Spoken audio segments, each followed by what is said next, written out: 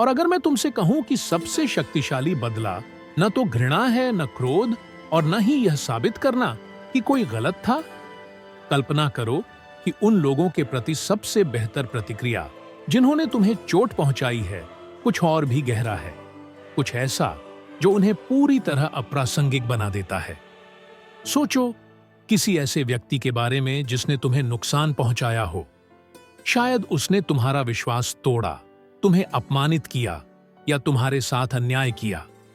तुम्हारी पहली प्रवृत्ति हो सकती है उसे उसी तरह चोट पहुंचाने की जैसा कि उसने तुम्हारे साथ किया। लेकिन ऐसा करने से पहले मुझे तुम्हें एक अलग दृष्टिकोण दिखाने दो जो हमेशा के लिए तुम्हारी बदले की धारणा को बदल देगा। बौद्ध धर्म में सच्चा बदला विनाश नहीं बल्कि मुक्ति है।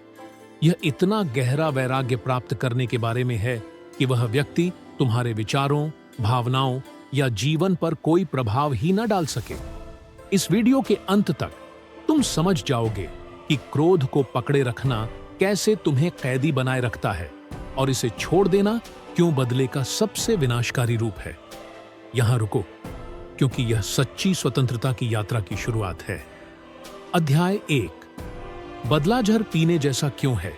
कल्पना करो कि कोई तुम्हें जहर का प्याला देता है और कहता है कि इसे पीने से तुम्हारा दुश्मन घायल होगा। तुम तुरंत इस विचार की मूर्खता को पहचान लोगे। कोई विष पीकर किसी और को कैसे नुकसान पहुंचा सकता है, जबकि असली नुकसान तो स्वयं को होगा। लेकिन यही तो हम तब करते हैं जब हम क्रोध को पकड़े रखते हैं और प्रतिशोध लेने की कोशिश करते हैं। हम उस द्वेष को अपने भीतर पालते हैं, यह सोचकर कि यह हमें न्याय दिलाएगा, जबकि वास्तव में यह हमारे अपने सुख शांति को नष्ट कर देता है। क्रोध उस व्यक्ति को दंडित नहीं करता जिसके प्रति वह रखा गया है, बल्कि यह केवल उसे बांधता है जो इसे महसूस करता है। यह तुम्हें अतीत से जकड़ कर रखता है और आगे बढ़ने से रोकता है। बुद्ध ने इसे स्पष्ट रूप से समझाया। क्रोध को पकड़े रखना जलते हुए अंगारे को पकड़ने जैसा है, यह सोचकर कि तुम इसे किसी और पर फेंकोगे, लेकिन जलने वाला केवल तुम स्वयं हो। यह रूपक दर्शाता है कि जब हम अपनी नाराजगी को नहीं छोड़ते तो हम खुद को ही नुकसान पहुंचाते हैं। कल्पना करो कि तुम अपनी हथेली में जलता हुआ कोयला पकड़े हुए हो। जलन असहनीय है, लेकिन तुम इसे छोड़ने से इनकार करते हो क्योंकि तुम्हें लगता है कि इससे तुम किसी और को नुकसान पहुंचा सकोगे। लेकिन वास्तव में एकमात्र व्यक्ति जो जल रहा है वह तुम स्वयं हो। जितना अधिक तुम उस जलते कोयले को पकड़ोगे उतना ही वह तुम्हें नुकसान पहुंचाएगा। जब तुम बदले की भावना में जलते हो तो तुम अपनी आंतरिक शांति को त्याग देते हो, सिर्फ इस भ्रम में कि तुम्हें उस व्यक्ति पर नियंत्रण प्राप्त है जो शायद तुम्हारे क्रोध से प्रभावित भी नहीं है। एक क्षण लो और इस पर विचार करो।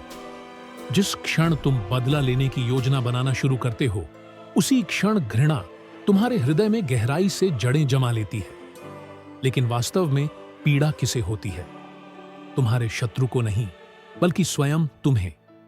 सच्ची स्वतंत्रता का मार्ग प्रतिशोध में नहीं, बल्कि द्वेष को छोड़ने में है। वास्तविक शक्ति विनाश में नहीं, बल्कि अपने भीतर शांति खोजने की क्षमता में निहित है। जब तुम द्वेष को पकड़े रहते हो तो तुम पहले ही कुछ मूल्यवान खो चुके होते हो। तुम्हारी शांति, तुम्हारी मानसिक स्पष्टता और तुम्हारी भावनात्मक स्वतंत्रता। यह सोचना आसान है कि दूसरा व्यक्ति अपने कार्यों के लिए पीड़ा सहने का हकदार है, और शायद यह सच भी हो सकता है कि उन्होंने अन्यायपूर्ण या यहां तक कि अक्षम्य कार्य किए हों।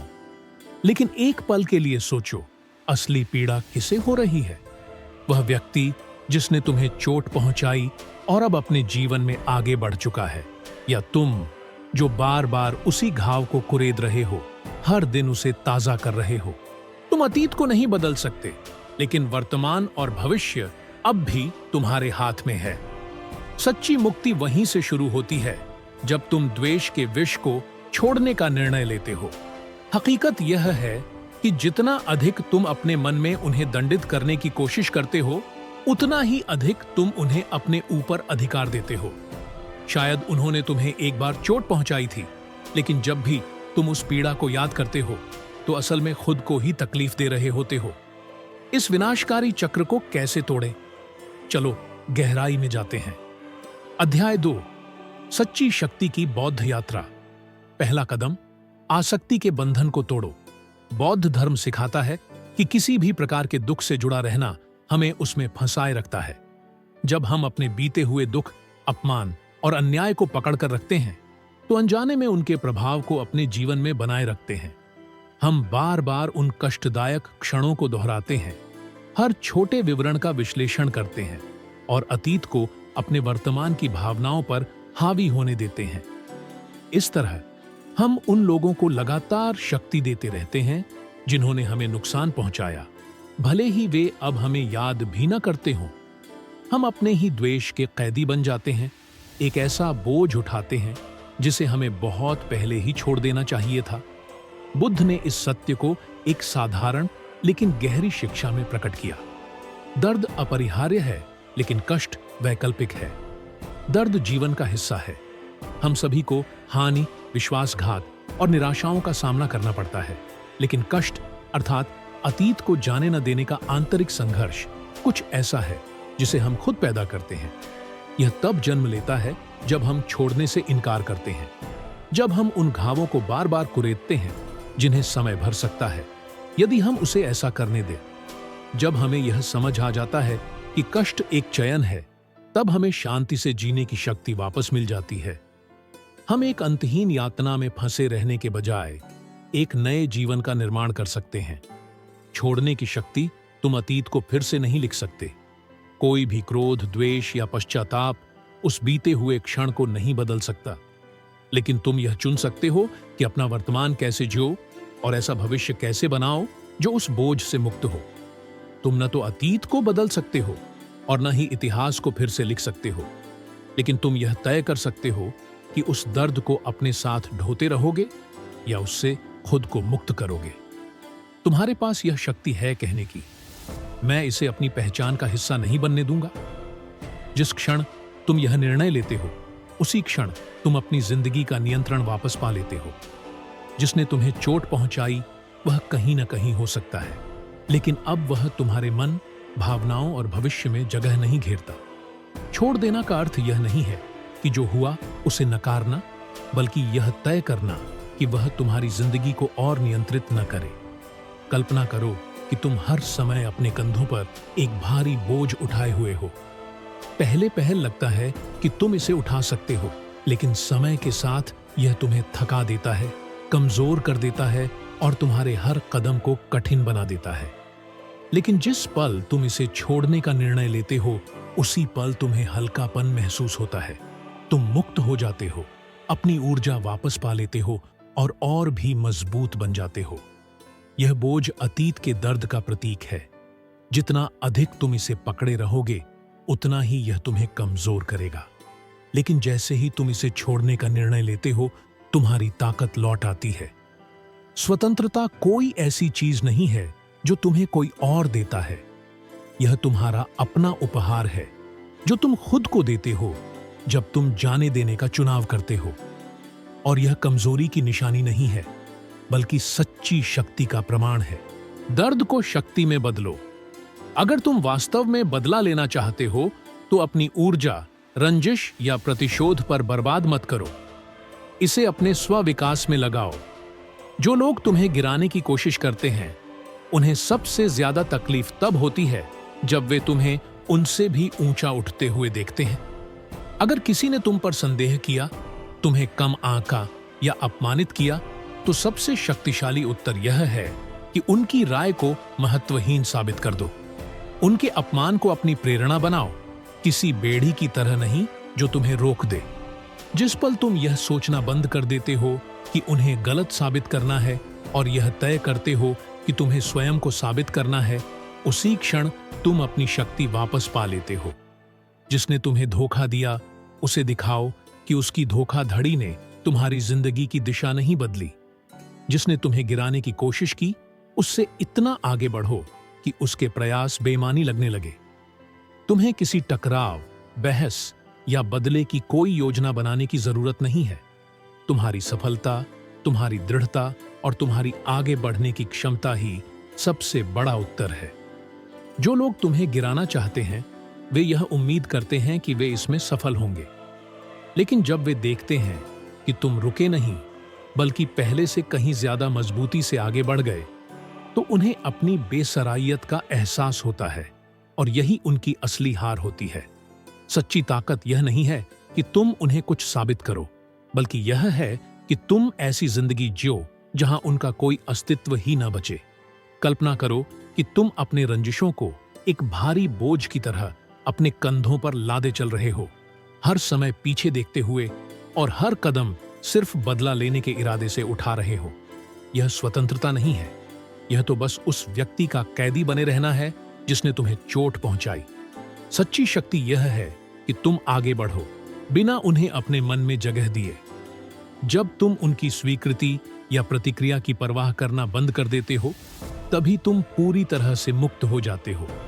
सफलता का अर्थ यह नहीं कि तुम उन्हें कुछ साबित करो, बल्कि यह है कि तुम इतनी पूर्ण और संतोषजनक जिंदगी बनाओ कि वे खुद ही तुम्हारी दुनिया से गायब हो जाएं। तुम्हें उनके मान्यता या स्वीकार्यता की जरूरत नहीं है। उनका धोखा, उनके संदेह, उनकी राय, ये सब तब अप्रासंगिक हो जाते हैं जब तुम अपनी ऊर्जा अपने स्वयं के विकास में लगाते हो। जिस क्षण तुम उनकी मौजूदगी की परवाह करना छोड़ देते हो, तुम सच में जीत जाते हो। बौद्ध धर्म यह नहीं सिखाता कि भावनाओं को दबाया जाए, बल्कि यह उन्हें रूपांतरित करने की कला सिखाता है। गुस्से की ऊर्जा का उपयोग करो, उस अन्याय की आग को, और उसे किसी ऐसे व्यक्ति पर बर्बाद करने के बजाय जो तुम्हारे ध्यान के लायक नहीं है, उसे कुछ असाधारण बनाने के लिए चैनल करो, क्योंकि आखिरकार तुम्हारी जिंदगी उनका नहीं, तुम्हारा ही है। कर्म को अपना काम करने दो, ब्रह्मांड का अपना तरीका है चीजों को संतुलित करने का। जो लोग क्रूरता से कार्य करते हैं, जो झूठ बोलते हैं, मैनिपुलेशन करते हैं और विश्वासघात करते हैं, उन्हें देर सवेर अपने कृत्यों के परिणाम भुगतने होंगे। जैसा कि बुद्ध ने कहा, बदला लेने में समय बर्बाद मत करो। जो तुम्हें नुकसान पहुंचाएंगे वे अपने ही कर्म से मिलेंगे। जब तुम उनके खेल में हिस्सा लेना बंद कर देते हो तो क्या होता है? वे तुम्हारे ऊपर अपना अधिकार खो देते हैं। जब तुम बदला लेने की आवश्यकता छोड़ देते हो और प्रतिक्रिया देना बंद कर देते हो, तो उनके पास जो कुछ बचता है वह है अपनी अंधकार से सामना करना। और यही निस्संदेह सबसे बड़ी सजा है। बदला लेने पर बौद्ध धर्म का अंतिम पाठ, सबसे बेहतरीन बदला क्या है? क्या उन्हें दुखी देखना? क्या वही दर्द देना जो उन्होंने तुम्हें दिया था? शुरुआत में यह लगता है कि न्याय प्रतिशोध में है, उन्हें उनके कर्मों का भुगतान कराना। लेकिन एक पल के लिए सोचो, क्या वास्तव में इससे तुम मुक्त हो जाओगे? अगर तुम उनके बारे में विचारों में खो जाते हो, अगर तुम उन्हें नुकसान पहुंचाने पर ध्यान केंद्रित करते हो, तो क्या यह तुम्हें मुक्त करता है या सिर्फ तुम्हें उनकी छाया में बांधता है? अतीत को बार बार याद करके तुम उन्हें अपने दिल में एक जगह दे रहे हो, एक जगह जिसे वे अब नहीं डिजर्व करते। सच्चाई यह है कि सबसे बेहतरीन बदला उन पर निर्भर नहीं है। यह नफरत पर आधारित नहीं है, क्योंकि नफरत तुम्हें अंदर से खा जाती है।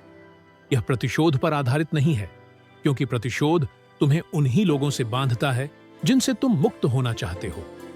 बदला लेना की कोशिश करना दलदल में लड़ाई करने जैसा है। जितना अधिक तुम संघर्ष करते हो, उतना अधिक तुम डूबते हो। सच्ची जीत नाश में नहीं, बल्कि छोड़ने में है। वास्तविक स्वतंत्रता उस क्षण से शुरू होती है जब तुम समझ जाते हो कि उनके कर्म अब तुम्हारी जिंदगी का निर्धारण नहीं करते। सबसे शक्तिशाली बदला यह नहीं है कि तुम आगे बढ़ो, बल्कि यह है कि तुम उनसे अधिक बढ़ो।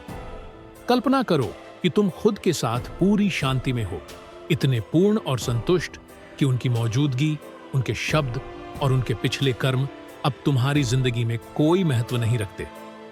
वे तुम्हारी कहानी के एक छोटे से नोट में बदल जाते हैं, कोई महत्वपूर्ण अध्याय नहीं। यह है असली शक्ति, यही है असली जीत। यही एकमात्र बदला है जो तुम्हारी आत्मा पर घाव नहीं छोड़ता, बल्कि तुम्हें यह ताकत देता है कि तुम जानते हो कि तुमने उन्हें पार कर लिया है, तुम उनके प्रभाव से कहीं अधिक बढ़ गए हो। अगर यह विचार तुम्हारे दिल को छू गया है तो मुझे कमेंट्स में बताओ। आज तुम क्या छोड़ने का निर्णय लेते हो? और अगर तुम बदलाव की राह पर हो तो सब्सक्राइब करो, क्योंकि यह तो बस शुरुआत है। याद रखो, स्वतंत्रता का कोई सीमा नहीं है। सोच समझकर चुनो।